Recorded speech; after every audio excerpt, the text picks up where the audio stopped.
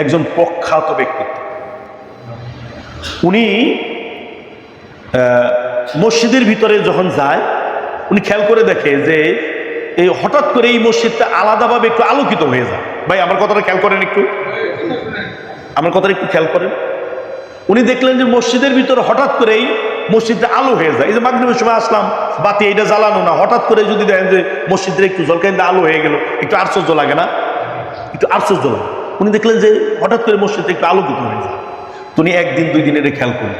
উনি খেয়াল করে দেখলেন, উনি একদিন এইদিকে উল্টা দিকে ফিরে রয়েছেন যে দেখি তো ঘটনাটা এরকম ঘটে কেমনে। উনি দেখলেন একটা ছেলে, ওই ছেলেটা যখন মসজিদে ঢুকে, ওই ছেলেটা ঢুকার সময় এই মসজিদের ভিতরে একটা আলোর ঝলকানি দেয়। তো উনি নামাজ শেষ করলেন, ওই ছেলেটাকে ডাকলেন, ডাইকে বললেন কি যে এই তুমি এদিকে আসো, তুমি কি আমল করো, তোমার কি এমন আমল আছে? আমি খেয়াল করে দেখি যে তুমি যখন মসজিদের ভিতরে ঢুকো তখন মসজিদে আলোকিত হয়ে যায়। তখন সে বলতেছে, হুজুর আমার কোনো আমল নাই, আমি তো আমার জানা মতে এরকম কোনো আমল আমি করি নাই, তবে আমিও খেয়াল করে দেখি যে এরকম হয়।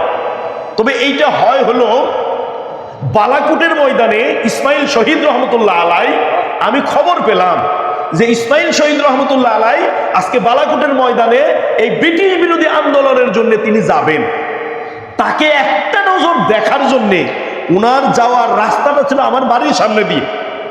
তা আমি উনাকে একটা নজর দেখার জন্য আমি আমার বাড়ির সামনে রাস্তার ভিতরে দাঁড়ালাম।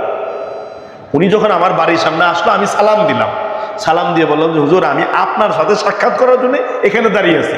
ইসমাইল শহীদ রহমতুল্লাহ আলাই উনি আমার সালামের উত্তর দিলেন, আমাকে বুকে জড়িয়ে নিলেন, আমার মাথায় হাত দিয়ে দোয়া করে দিলেন। বিশ্বাস করেন উনি যখন থেকে আমাকে দোয়া করেছে, আমাকে বুকে জড়িয়ে ধরেছে, তারপরের দিন থেকেই আমিও খেয়াল করে দেখি আমি যেখানে যাই সেখানে আলোকিত হয়ে যায়। এটাই হলো সোহবত, এটাকেই বলা হয় সোহবত।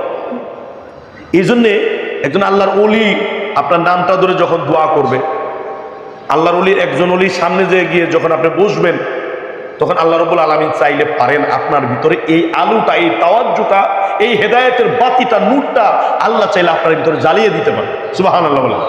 এই জন্যে যারা নতুন বায়াত হওয়ার নিয়ত করেছে তার নামটা লিখে দিন, ইনশাআল্লাহ দোয়া হবে। আল্লাহ আমাদের সকলকে কথাগুলো বুঝার তৌফিক দান করুন। আমিন।